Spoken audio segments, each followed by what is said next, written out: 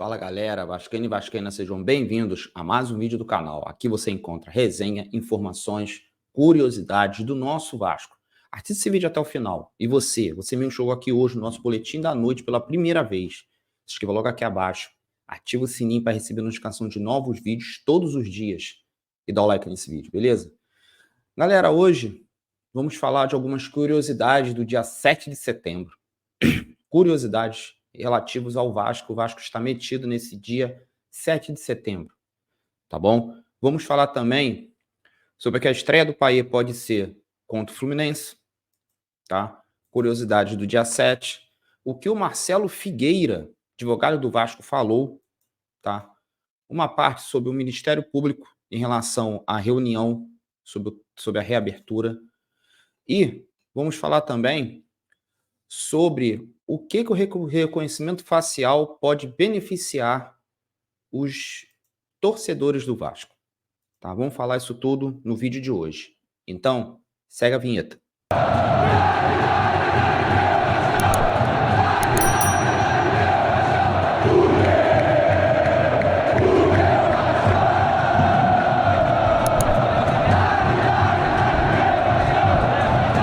Galera, vamos lá, ó.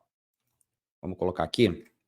Se liga aqui, ó. Isso aqui é uma matéria de hoje da Net Vasco, só que a foto é do Leandro Amorim, do Vasco, tá? A fonte é o Papo na Colina. O Twitter, Papo na Colina, o Twitter não, né? X do Papo da Colina, porque o Twitter praticamente acabou depois da mudança. Aqui, ó. Payet pode fazer sua estreia como titular do Vasco na próxima rodada contra o Fluminense. Tá? Informação do Papo na Colina. Créditos a eles. O Vasco tem mais uma semana livre de treinamentos para se preparar para a próxima rodada do Brasileirão contra o Fluminense, dia 16 de setembro. O jogo pode marcar a primeira partida de Dimitri Payet como titular do clube, após estrear contra o Bahia, no último domingo. A tendência é que Dimitri Payet continue seu processo de recondicionamento físico e esteja apto a jogar mais de 45 minutos. É provável que o francês, astro não, né? Me desculpa, é demais. É muita passação de pano. Astro não. Provavelmente o francês inicie a partida como titular e qualifique o meio-campo Cruz Maltino. Galera, se o Dimitri Payet começar o jogo, ele teve muitas boas jogadas no jogo passado, tá? Ele foi muito bem no jogo passado. Teve um toque um pouco diferenciado, não tô sendo passapano não, porque eu não gosto disso. Mas assim, deu para perceber que ali, mesmo ele estando na idade que tem, de meio de carreira para final, ele tem um toque muito melhor do que todo mundo que está ali dentro. Então a gente tem que falar a verdade, tá? Então que ele venha e faça alguma coisa. Não é uma andorinha só no faz verão. Se o time do Vasco não ajudar o cara e o cara não ajudar o time, nada vai sair dali. A gente ainda tá na merda, ainda estamos na zona de rebaixamento, do cocô do cavalo do bandido. Não vamos sonhar com Libertadores, a gente tem que sonhar primeiro com a saída da zona de rebaixamento. Sonhou, conquistou o sonho, o próximo sonho é Sul-Americana. E tá muito bom pra merda que tá desse ano, tá? Só que o Ramon Dias não tem que ser igual o Barbieri e ficar com jogadores na mão. Se viu o erro de algum, tira. Deu para perceber que ele faz isso. Eu quero ver ele fazer com o Léo Jardim. O Léo Jardim não é um mau goleiro. Já falei, não gosto dele. Prefiro muito mais o Ivan. Mas, para mim, ele teve algumas falhas de jogos passados que já podia ser testado, deixado na reserva e o Ivan ter sido testado, não que ele não precisa, ter ido a campo. Mas não aconteceu. Tá? Então, essa parada aqui do Dimitri Payet. Eu quero passar a parada de hoje. Isso não falei na introdução, né? Presidente fake, Jorge Salgado, ele almoçou com o presidente dos tricolores, dos tricoletes, das flores, né? Da floricultura inteira, o cheio de purpurina. O presidente do Fluminense almoçou com Jorge Salgado para falar sobre o Maracanã. Interessante, né? O Vasco vive enfrentando imbróglios quando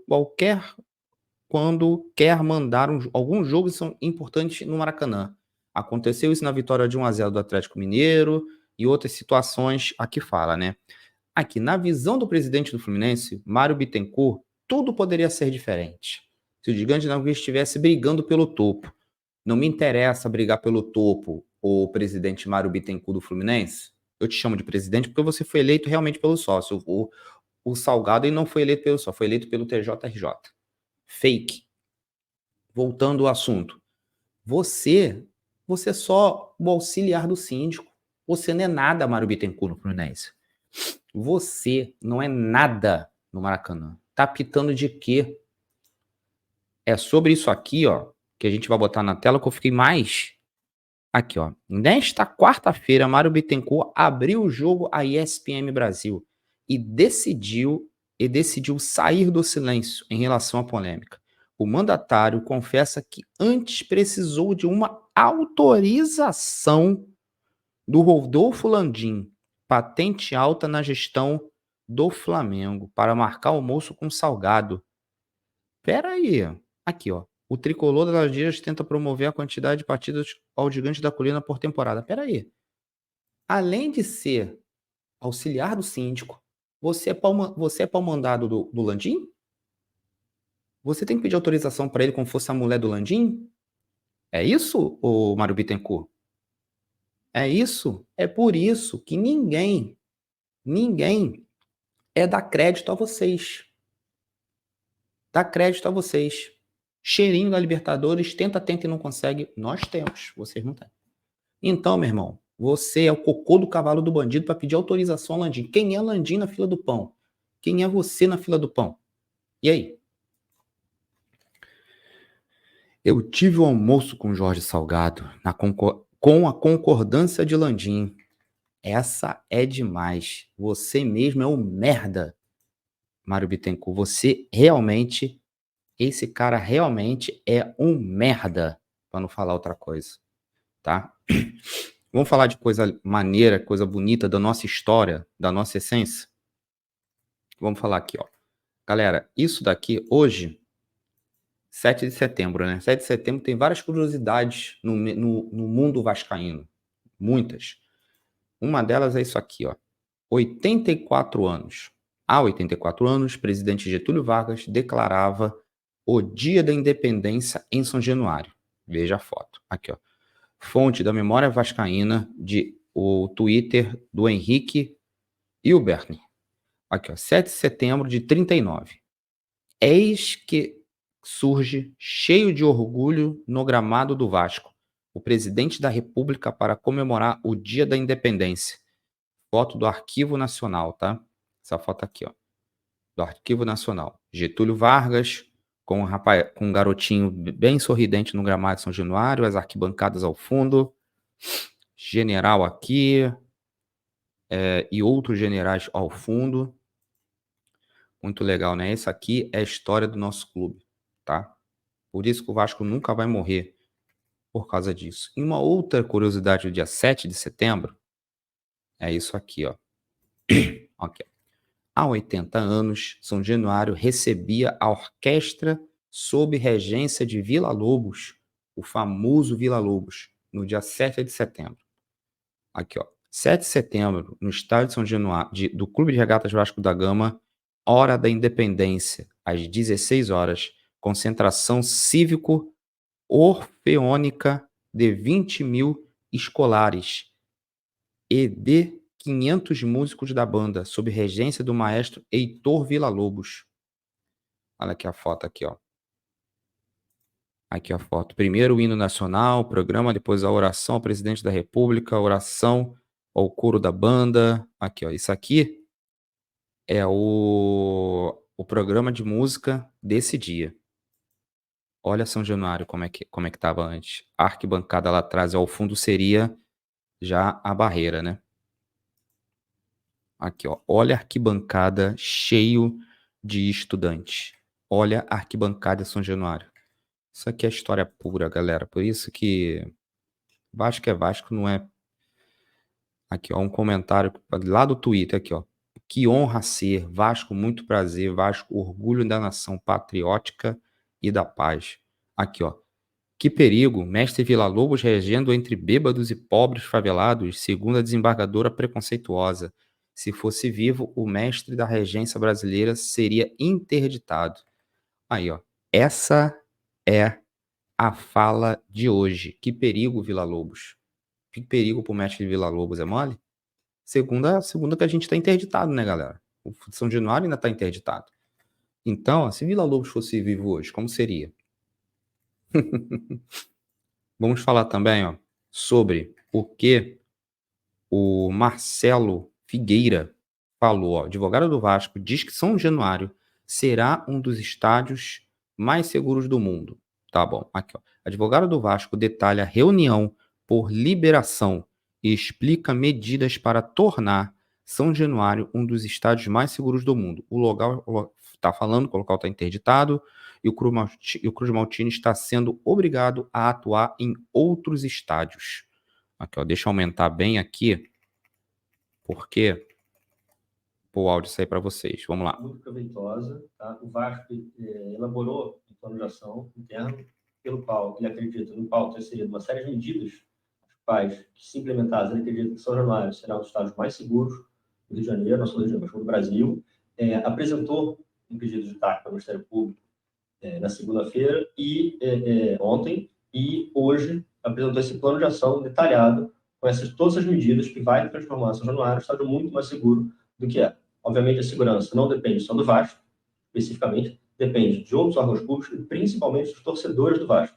Então, assim, esse plano de ação envolve todo mundo e apresentado, o Ministério Público foi satisfeito com o que a gente apresentou e que a gente elaborou, e agora entra uma fase de negociação de cláusulas do termo de ajuste de conduta, e esse TAC, depois ele é homologado pela Justiça, em seguida de homologado, acredito que São Januário será liberado. Quais são essas principais medidas? A principal medida é uma necessidade que cada clube de futebol no Brasil terá de implementação daqui a 2 anos, que é o reconhecimento facial de torcedores. Então, o ingresso do torcedor do Vasco, obviamente, não vai ser nos primeiros jogos, mas a implementação do reconhecimento facial vai ser faseada, o ingresso vai ser o rosto do torcedor, com câmeras acopladas nas catracas, ele vai passar para reconhecer ele através do sistema específico de tecnologia, e ele vai conseguir entrar no estádio. E esses testes já começariam logo pelo Vasco? Exatamente.